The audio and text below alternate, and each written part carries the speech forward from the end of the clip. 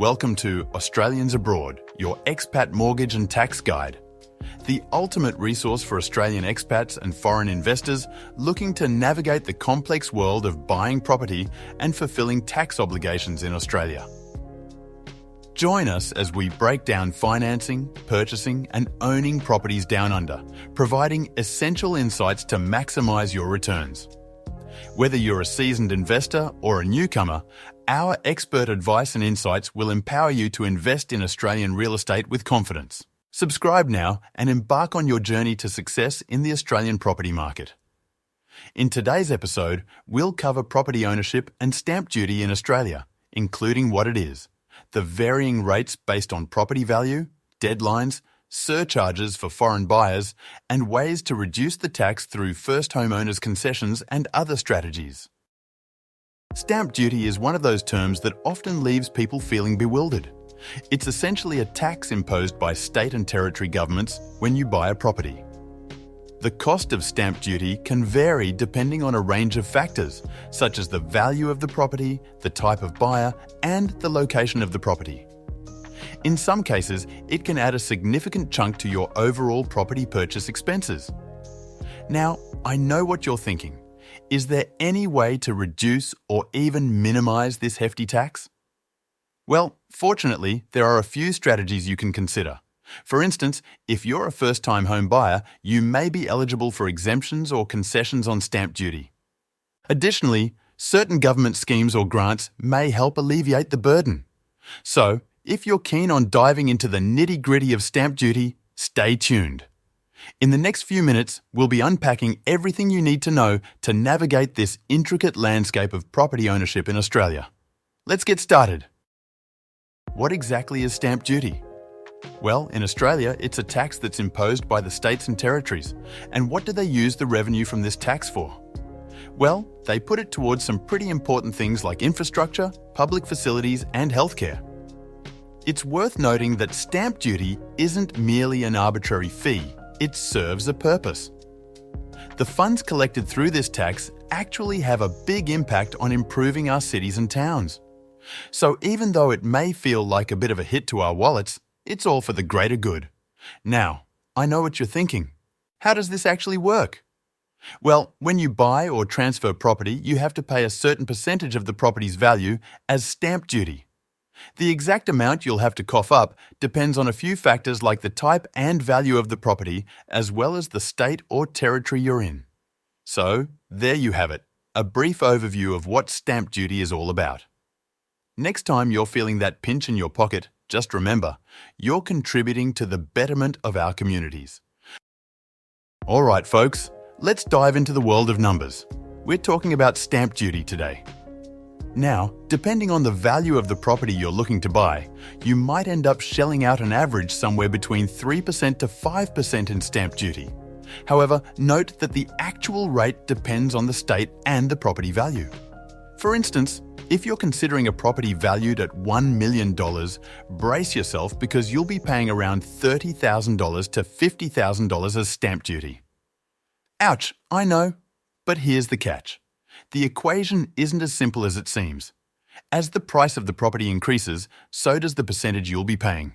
Now, let's talk about a few variables in the stamp duty game. Firstly, the purchase price of the property plays a key role. Secondly, the state in which you're buying also matters. Stamp duty might differ in New South Wales compared to Queensland, for example. Lastly, the purpose of the property comes into play. Is it going to be your primary residence, or are you planning to use it as an investment?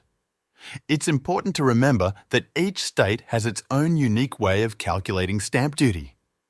So, my friends, do your homework, or better yet, have a chat with a professional who knows the ins and outs of this game. Trust me, it's worth it to get the right information before making any financial decisions.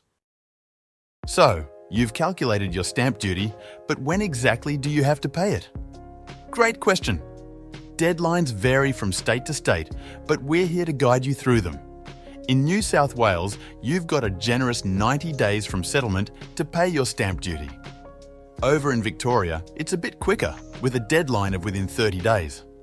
Moving on to other states, in Queensland, you have up to 30 days after the date of the contract.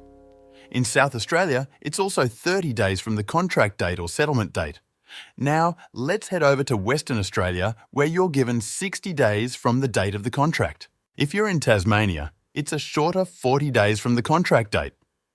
Heading up north to the top end, in the Northern Territory, you've got 60 days from the date of the contract. Finally, for our friends in the Australian Capital Territory, you have 90 days from the date of the contract to make the payment. Remember, these deadlines are just general guidelines, and it's always best to consult with your conveyancer or solicitor for the specifics. But hopefully, this quick rundown gives you a sense of the timeframes you'll be working with. And that's it for our segment on deadlines and due dates. Stay tuned for more helpful information and tips on navigating the world of real estate. International property enthusiasts, this one's for you. So, here's the scoop. In recent years, some Australian states have introduced a stamp duty surcharge for foreign buyers. And get this, it can go as high as 8%. Now, you might be wondering what exactly makes you a foreign buyer. Well, it's pretty simple. If you're not an Australian citizen or permanent resident, you fit the bill, even if you've been living here for a while. But here's where things get interesting. The rules aren't the same across the board. In places like the Northern Territory and the ACT, there's no surcharge at all. Yep, you heard that right, zip, zero, nada. But if you're looking to buy property in New South Wales or Victoria, hold on to your hats because they're slapping on a whopping 8% surcharge. Ouch, right? So, let's pause for a moment. Let's say you're an Aussie and you're partnered with a non-resident and you two are thinking of buying property together. Well, my friend, here's some advice for you. Make sure you crunch those numbers, because that foreign buyer surcharge could be a nasty surprise that leaves your wallet feeling a lot lighter. So, all you property-savvy folks out there, keep this in mind when venturing into the world of real estate. It's always wise to do your homework and be prepared for any surprises that might come your way. You may be wondering, can I actually reduce or completely avoid stamp duty? Well, the answer is yes in certain cases. Let's say you're living overseas and planning to buy a property back home. While you might not qualify for the first homeowner's stamp duty concessions, there can still be some benefits once you're back on familiar ground. So, keep that in mind. Now, here's something interesting. There are specific scenarios where you might not have to pay stamp duty at all. For example, if you're going through a divorce and need to transfer properties, or if you're inheriting a property from a deceased family member. In these cases, the stamp duty might actually be waived. But what about financing tips? Well, there are a few strategies you can consider. One option is releasing equity from an existing property. This can help you access additional funds to pay for the stamp duty. Another option is exploring family guarantor loans. These can be a great way to get help from your family to cover stamp duty costs should your deposit fall short. Lastly, there's something called lender's mortgage insurance. This can also be a helpful tool in certain situations. Just remember, each strategy comes with its own set of pros and cons. So, always make sure to tailor your approach to your specific financial situation. Well, that was an in-depth look at stamp duty in Australia. If there's one thing to take away from this, it's the importance of knowledge and preparation. Before diving headfirst into your property purchase, it's crucial to be aware of the potential stamp duty costs and how they can impact your budget. So remember, don't just jump into things blindly. Educate yourself on the ins and outs of stamp duty in Australia. And when in doubt, it's always best to seek specialist advice from a professional who knows the ropes.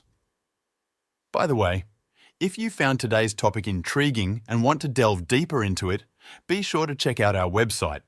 We've got some more detailed insights waiting for you there. Thanks for tuning in to Australians Abroad, your expat mortgage and tax guide. We hope you enjoyed this episode and found it valuable. Until next time, happy property hunting.